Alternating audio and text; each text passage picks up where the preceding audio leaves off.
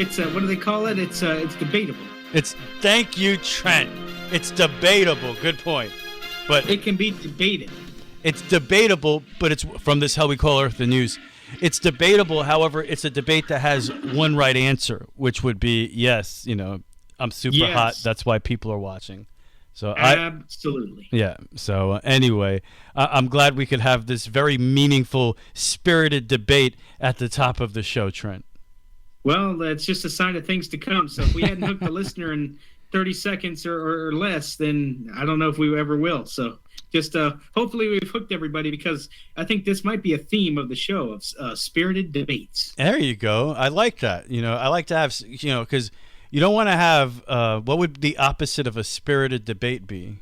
Lethargic debate? A session of people agreeing with each other, I guess. That's a good, yeah. It's like, that would be boring, wouldn't it? Come on. Mm-hmm. So we lead the story off with some poop news, some number 2 news, Trent. And number 2. Number 2, is sometimes you got to do the deuce, That's it. That's Amen. how you get it done, It's there's nothing you could do about it. No, it's Mother Nature. It's nature. Yeah, it's nature, exactly. But sometimes nature calls, and sometimes it has to wait. You can't just do whatever you want wherever you want, which is no. Then we would cease to be civilization, Trent. Correct. It would be all over. But let's not go down that road. People fighting, war, nuclear fallout, poop everywhere. That's what would happen. Amen. Yep, Dogs and cats living together, mass hysteria. Oh, that's funny.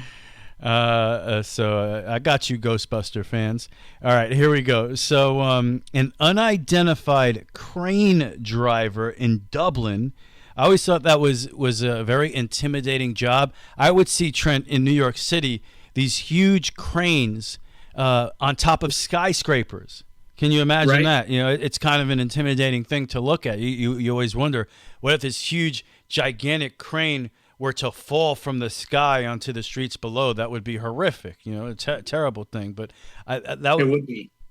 That's what always kind of struck me when I was a kid, see cranes on top of these buildings.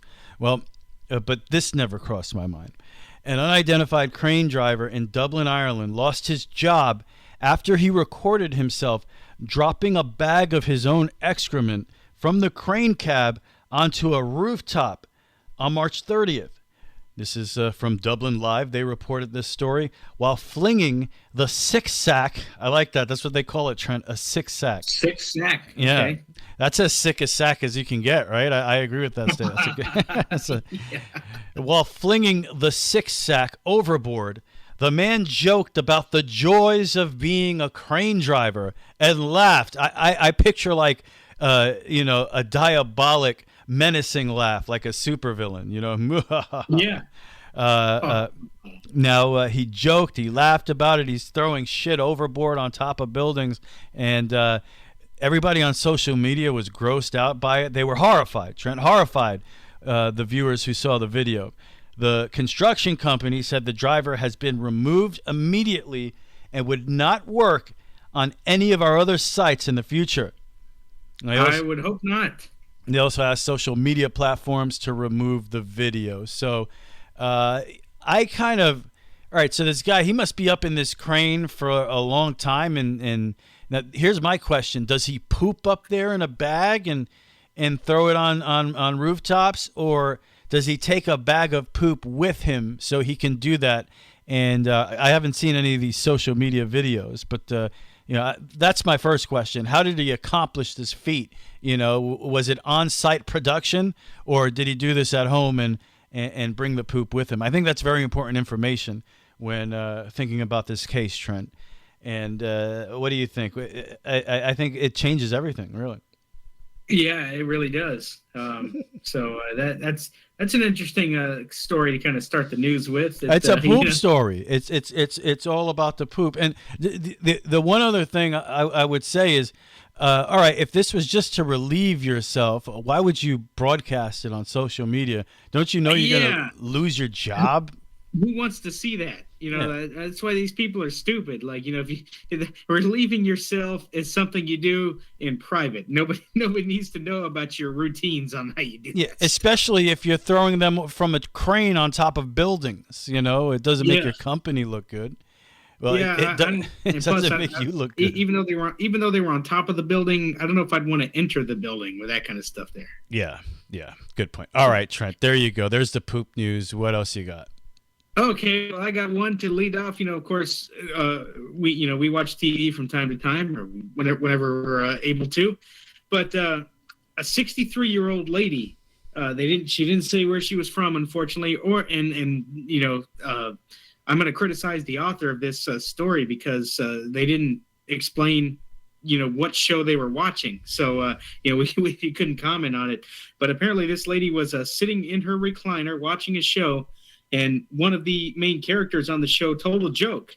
Well, apparently she found this joke so funny that she literally fell out of the chair laughing. Oh. Like, she was laughing so hard that she literally fell out of her chair. Like, no joke. Now, I've laughed hard, but I can't say that I've laughed that hard that I fall off a chair. Yes, I've laughed at things that were hilarious. Things said something out of the blue. I've got a friend of mine that says things that's random, and I laugh at him every time he says it. But let me tell you, she literally laughed. So she had to call the paramedics to come get some medicine. They gave her the medicine to treat her injury.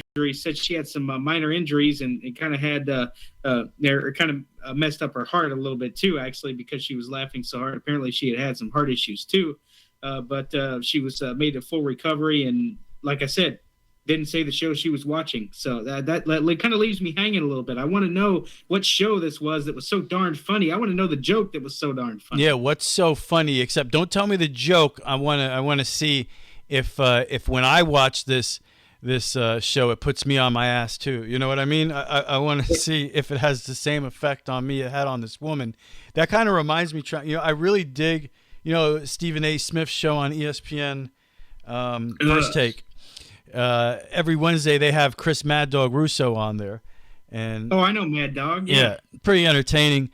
And there was one of the first episodes he was on, he almost fell out of his chair and he couldn't get back on the chair. It was pretty funny. It was almost set up. Like, there's no way this could be real, but it really was. Here's Mad Dog. He can't stay in his chair.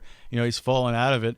Then there was another episode where he's doing the show remotely from another location, and his earpiece keeps falling out. And he just keeps screaming into the camera because he can't hear anybody, and it's pretty funny. So I don't know, everybody.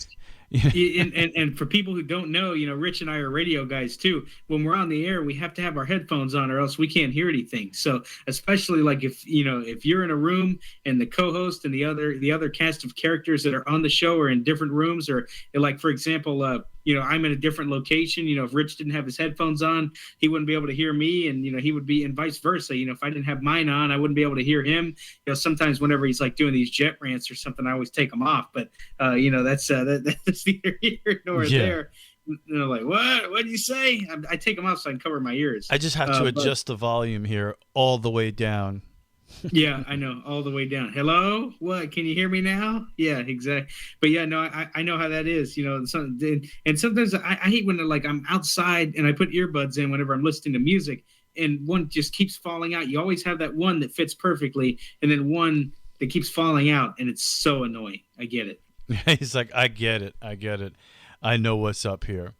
All right, Trent, let me ask you this: are you a fan of the magically delicious cereal Lucky Charms? I ate them as a kid. I have not eaten them in quite some time, but yeah, they were good. I like Frosted Flakes better, but Lucky Charms, it's not a bad cereal, I guess. Well, you're in luck. Don't ever eat them again, because Lucky Charms cereal is responding to investigation into thousands of reported illnesses. This is serious stuff, Trent. The FDA is investigating reports after thousands claim to have fallen sick after eating Lucky Charms cereal. This on April 18th, the brand issued a statement. Not so lucky. Magically delicious. I say magically poisonous, Trent. Hey, it's not a deal breaker for me because I don't eat them. It's well, when you say like it's not a deal breaker, it sounds like you're going to go out and buy a box tomorrow because you got to see what's going on here. Well, yeah, I don't want to do that. No, it's no. I wouldn't. I wouldn't do that. Hey, just eat at your own risk. Is what I can say about that. Are you what now? What's your favorite cereal, Rich? You like? First of all, do you even eat cereal? Like, do you eat cereal in the morning? Oh yeah, oh yeah. I had stopped for a while, but I eat some cereal once in a while. My favorite is cinnamon toast crunch. It's always the What? favorite. Speaking of, what do you eat for breakfast? I'm just curious. Every day, I make myself a couple of eggs and bacon. It's Cool. eggs and bacon every morning, Trent. I like it. Make my own eggs and bacon, and it's got to be the good stuff, though. We're talking applewood smoked, thick cut bacon, not regular eggs, not large eggs, jumbo organic. We're talking about some serious breakfast here, Trent. Yeah, man. Yeah, like how about turkey bacon? You don't like turkey bacon? No, turkey bacon. I don't want to be offensive to you, Trent, but turkey bacon is for wusses. I never said that I like turkey bacon. I was asking you. I know, but the joke was that I don't want to be good offensive, and I was offensive. So just No, I know. You didn't offend me because I don't like turkey I bacon. hope I either. offended somebody. That was the goal. Okay. Well, Trent, more than 3,000 people on iwaspoisoned.com have alleged that the cereal, comprised of toasted oat pieces and multicolored marshmallows, made them sick. What a shocker! Wow. Toasted oat pieces and multicolored marshmallows made you sick? I'm shocked, Trent. Me too. Yeah, that's very shocking to me. Real-time consumer reporting site shows that Lucky Charms complaints have been trending since late 2021 with alleged symptoms. Get ready for this, Trent. Alleged horrific symptoms, including diarrhea, Ugh.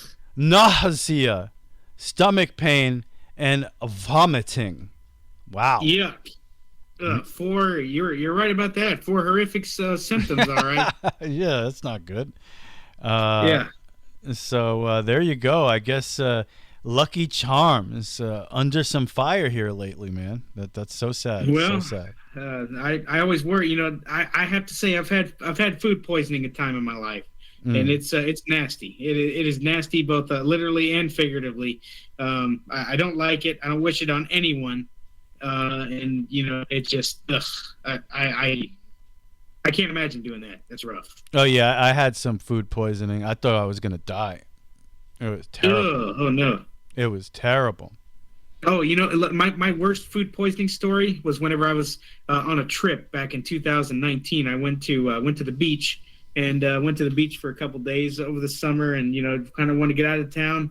I had just finished a semester of school, so I was like, okay, I'm ready to kind of unwind and take a break, and that's perfectly normal. So I was going to do that, and I get over there and I start feeling nauseous the first night I was there. And that was basically my trip in a nutshell. I was nauseous the entire time, and it was horrible. So that was like one of the worst trips I've ever been on in my life. That sounds terrible. That's terrible. I just said. Yeah, it's bad. That's not fun at all. Yeah, my worst was I believe it was White Castle. I hate it, but it was true. It was one bad night of White Castle. I remember.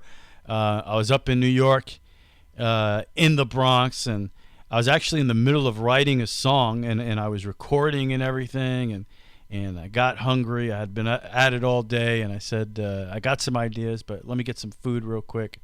Got some White Castle, sat down in front of my computer, and I was done. It was just no. It was a night. So it was like almost an immediate reaction. Yeah, it took a little while, but by after about an hour or so, I sat down, looking at the computer screen, about to try to get into it again, get the creative juices flowing, but those weren't the juices that were flowing. There were other kinds of juices that started flowing. You know what I mean? And full disclaimer: if you're planning on eating right now, you might want to hold off for about an hour or two until the show. That was a horrible situation. As Charles Barkley would say, that's terrible. Terrible. It is terrible, though. It is terrible. Well, you know what also is terrible? This is a nice segue. I don't know. I'll give you my thoughts after you give me mine. But right. after you give me yours. But right. Anyway, so have you ever ridden a mountain bike, Rich? Sure. Do you like to bike at all? Sure. Yeah, I've had especially when I was younger in New York, and I'm sure it's the same way here for kids. The only way to really get around if you want to travel a good distance is on a bike. You get on your bike and you go. So, yeah, there was a time where it was like a lot of kids, just me and my bike. Let's go. Well, this guy, a thief, decided it'd be a good idea. I think I want a little mountain bike. So he went to a residence and ended up stealing it. Well, he felt so guilty. His conscience spoke to him, or friends encouraged him to give it back or something. So he gives it back. But to make up for stealing it, he decides to attach a note, an apology note. I kind of wish I had the contents of the note so I could read what it said. And then he said he also attached a chocolate bar to it as well. So you better hope that the owner likes chocolate, number one. You better hope that the owner is not allergic to chocolate, to the chocolate that he gave him. But to try to make up for his ill-advised action that he took, he decided to give to attach a chocolate bar and a posted note to the bike. And guess what, Rich? Shocker, the guy got arrested. Oh, he shouldn't get arrested. That's, at least he did something. He tried to make amends. He tried to do what was right. And I think the chocolate was a nice touch. I would say at least 110% of people on this planet love chocolate. And I think those are actual numbers. And the people who are allergic to chocolate still eat chocolate. So, and I think that's a fact as well. So I think that was a good point. A good idea to attach the chocolate with the bike, and he returned the bike. He felt bad about it, so I'm glad that he did the right thing. So it's a shame maybe he got punished for doing the right thing. I never think that's good. That's not. Yeah, I mean, I like. I don't know about you, but I'm more of like a Reese's peanut butter cup kind of guy. Like I love that kind of chocolate. Oh, peanut butter cup's my favorite. That's your fave, huh? Yeah. Absolutely. Oh yeah. Dude. You got to have some milk to go with that stuff too. Like Reese's peanut butter, like have a glass of milk with it. Oh, so good.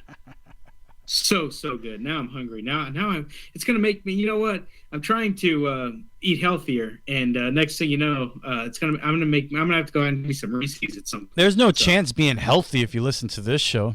Come on. No, I'm already thinking about. Well, I'm thinking about peanut butter cups. I'm thinking about some cereal. Some Lucky Charms. Let's go. I want to eat. Let's go. I want to eat some peanut butter cups in my Lucky Charms right now. In your Lucky Charms. Yeah, think about that. That's going crazy. I'm wild, right? I second that. I'm pretty wild. I'm a wild dude. I know. I knew that, but I didn't think you were that crazy. Yeah, dude, that's crazy. That's crazy. That's just weird. Yeah, that's very weird. So, a bunch of these kids, pretty funny. On St. Patrick's Day, they were having their student picture day. Student picture day, Trent. You show up to school and you take a picture with your classmates. Well, at this school. Sugar Grove Elementary School in Center Grove, Indiana, on Picture Day. It happened to fall on St. Patrick's Day. So the geniuses there who are taking pictures take pictures of the students in front of a green screen while all the kids are wearing green. What happens when you do that? Everybody's invisible. Man. I mean, yeah, exactly. At least it's not like the old days where they actually used film. At least all this stuff is digital. But can you imagine? Yeah, can you imagine? I mean, like I hated picture day whenever I was in school. Like that I did not like to dress up as a child. I was more of the casual, all day, every day kind of guy. But I know that you can't do that. So I had to wear the collared shirts, and I had to wear the dress pants whenever I had to get pictures taken and everything. And man, I always, that was something I was always nervous about, picture day. I don't know. I don't know how you felt about it. I don't know if they did that in your school. But I'm not a big, was never a huge picture day person. I love picture day because it meant we didn't have to be in class. And we all had to go. That too. I was okay with that. Yeah, we all had to go sit in the auditorium and wait to get our pictures taken so we could goof off and act like idiots. So it was way better to me than being in class. So I was all about picture day. Here's one parent, Amanda Snow. She said her son's green hoodie turned into a fence. And what a good mother. He had a green mohawk, but it was completely gone. I wish I had a mohawk when I was in elementary school. Yeah, I did too. My mom would never let me have a green mohawk in elementary school, Trent.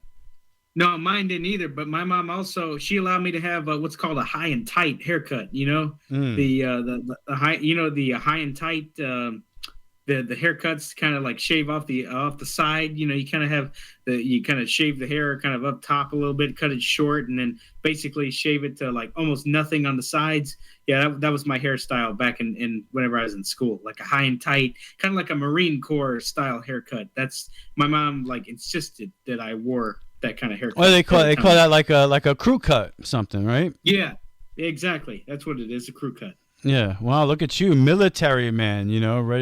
Ready to go out and kick some ass. Basically. Well, my hair's a little longer today than it has, but I try to keep it relatively short. I haven't had a haircut in like 2 or 3 weeks, so I need to go get one at some point. Well, he's gone from crew cuts to. I like going to my barber because I can talk sports with him. He's a real avid Tampa Bay Buccaneer fan, which you are not. I'm not. No. So I'm able to talk to him about sports and what have you. So it's a nice time for me to be able to get in there and have a nice time. There was a time where I really didn't even care about the Tampa Bay Buccaneers, but now I straight up hate them because they have Tom Brady. It's at least for one more year. Well, hey, one more year is better than no more years, right? So that changed quick. Well, yeah, one more year. But he did say, which we'll talk a little bit about in my sports segment too, but he did participate in an exclusive interview with ESPN, and he admitted that he knew that he was near the end. So he had some interesting comments, and we'll delve into those later. But I digress talking about the Buccaneers to say that's just one of many reasons why I like my barber, is because he is a big-time avid Tampa Bay Buccaneer fan, and I can actually talk sports with the guy. So all right. I'll take it. Trent at the barber shop, chilling, hanging out, getting the cut. I'm sure talking you like sports. Haven't you been to one of those like super cuts and they talk sports and have a blast with each other in there? When I go to super cuts, nobody ever talks to me.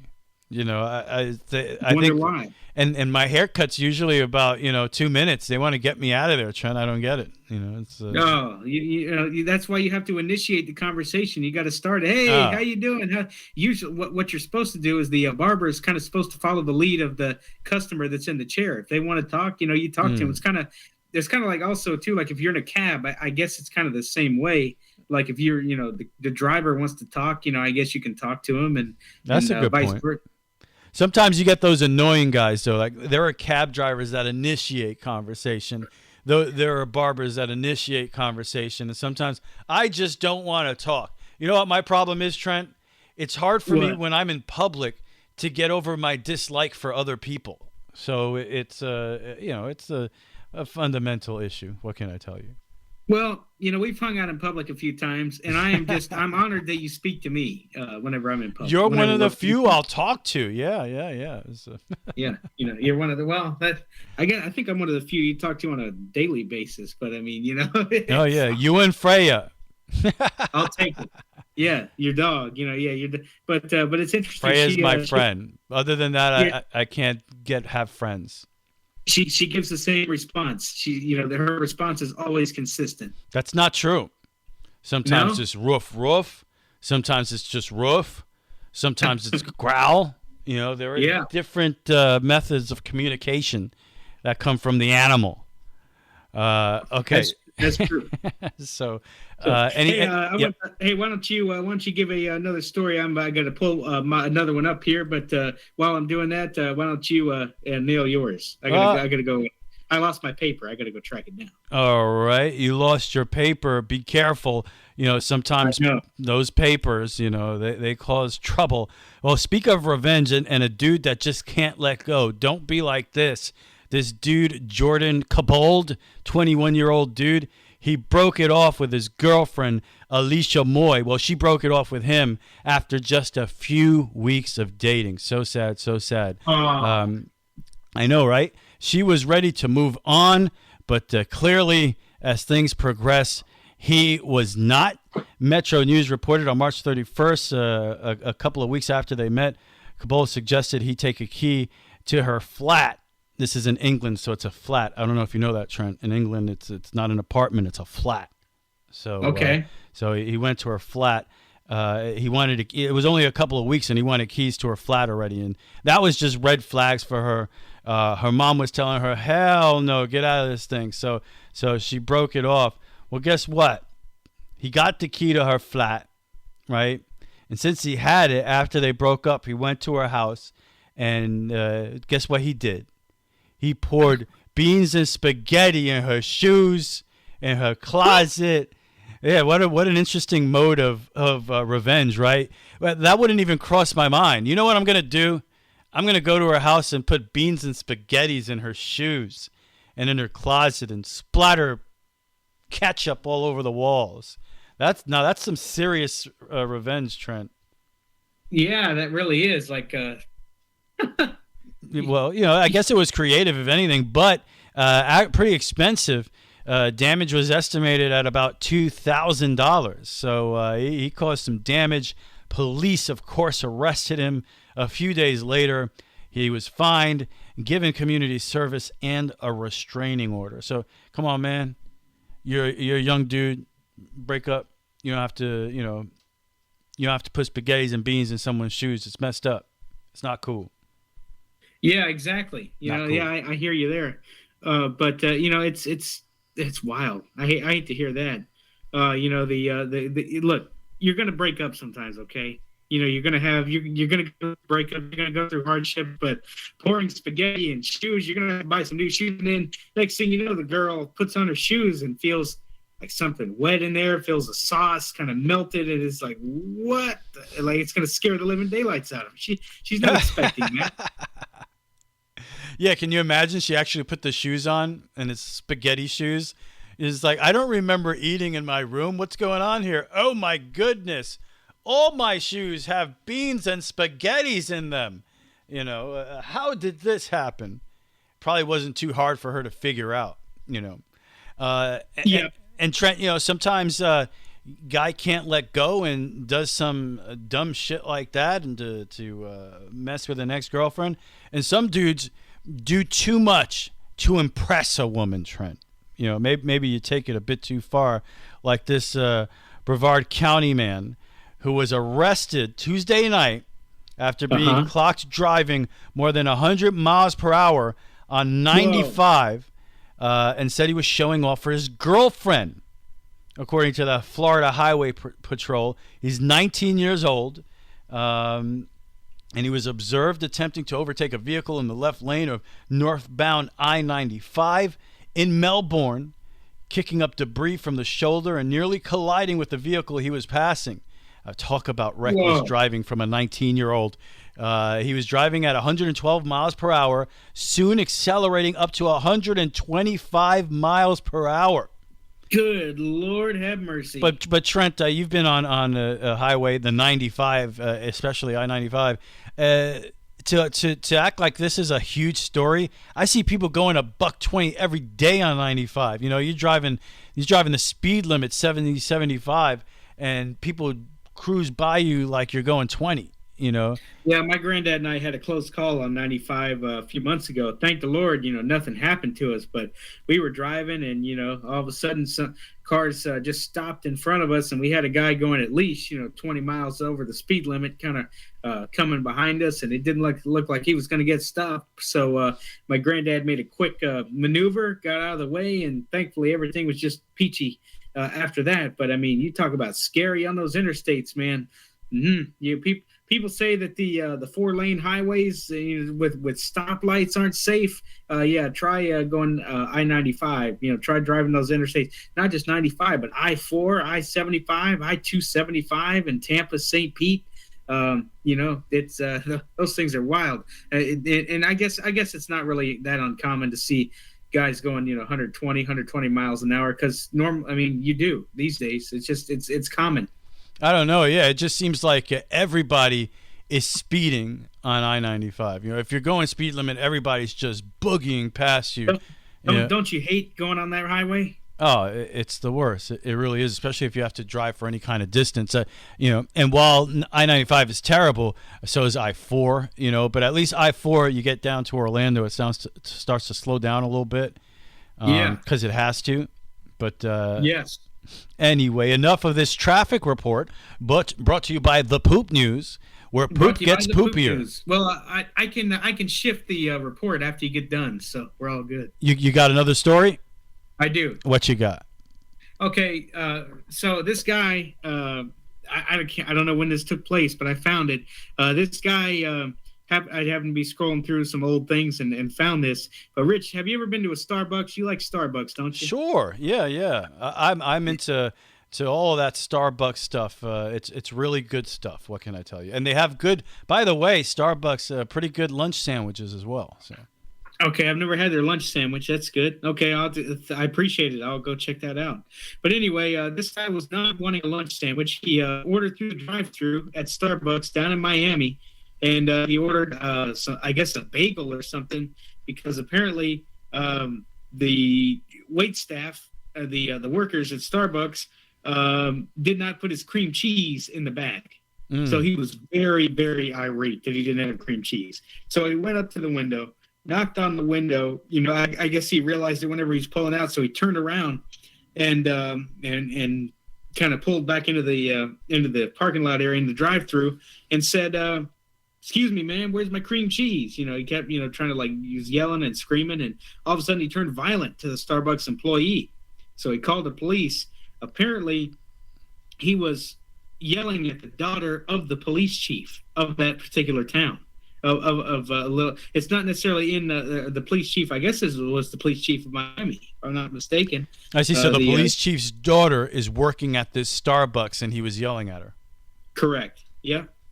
So the guy ends up, without incident, getting arrested for turning violent at this Starbucks because of cream cheese, because of not having cream cheese. I'll say that's going too far, but it can be extremely frustrating, and it's happened a couple of times to me recently to order some food and get the wrong order, and you paid money for this, and sometimes the people doing the job don't care enough to get the right order, or just a mistake is made. Whatever it is, it's just extremely frustrating to order something and get the wrong order. It's not cool. What's the worst mistake you've ever dealt with at a fast food joint? I mean, you just get the completely opposite thing of what you ordered. You don't even know what it is. You're like, what the heck is this? And you're looking forward to one thing, and you paid your money for one thing, and you got something else. It's not cool. So you order a double cheeseburger and then you get a chicken sandwich. Yeah, exactly. I ordered a double cheeseburger and they gave me a banana. What do they think this is? The Olympics? I need a burger. Yeah, I hear you. It's wild, but hey, that wraps it up for my part of the news. But I want to hear what you have going on. All right, just a couple things left here for the news today. How about this guy living the dream, man? Ohio man goes on an all beer diet for Lent to lose weight and gain money for charity. By the way, Trent, I started this diet today, which is why my performance on this show is so good right now. No, I'm just kidding. But yeah, I'm thinking about. Those are what the slur. Those are the slurring of the words. That's where that came that's from. what's happening, Trent. Yeah. That's why I'm doing the news like this. Maybe I should do this story like that. An Ohio man decided to give up everything for beer. That sounds natural. For Lent. So, and he's using it to raise money for charity. His name is Del Hall. He's the owner of Chicago, Ohio. Chicago's in Ohio, right? It's those beers, Trent. 16 Lots Brewing Company. He began his all-beer diet in 2019 over the 40-day fast. Not only did he lose 40 pounds, but Hall says he felt great in the process ever since. Hall decided to make the fast his tradition, but he began to add a goal to his unusual diet in 2020, raising money for charity while also losing weight. According to his GoFundMe page,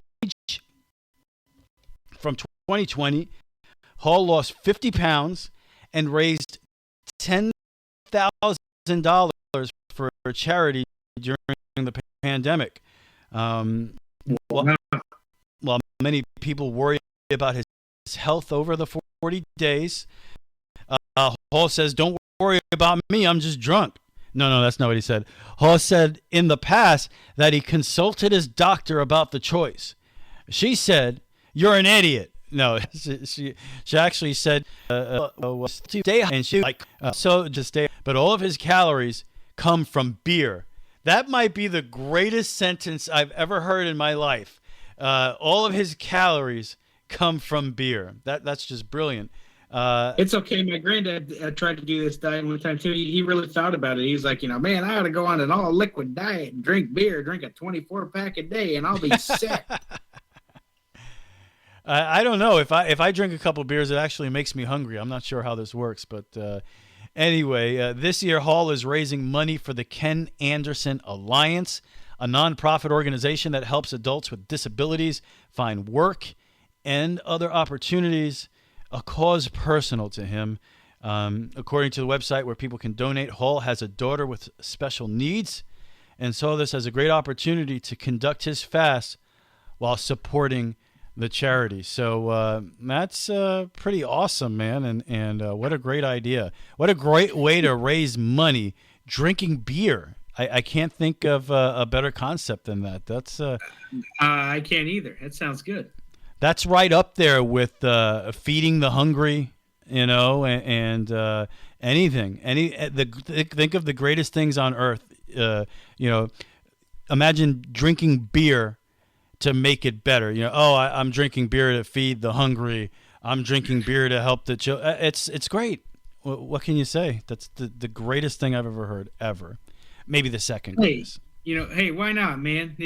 Whatever you can do to raise money, and especially for things like that, local charities and local initiatives. Hey, more power to you. Congratulations. Hey, he's not only drinking beer for himself, Trent. He's not doing it for himself. He's doing it for a higher cause.